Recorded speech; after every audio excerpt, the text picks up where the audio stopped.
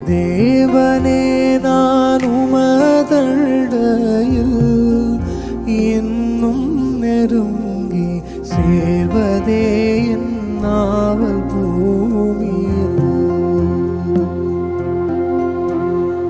மாவலிய கோரமாக சிலுவை மீதினில் நான் மாவலிய கோரமாக சிலுவை மீதினில் நான் கோவை துங்க நேரிடினும் ஆவலாயும் மண்டை சேர்ப்பேன்.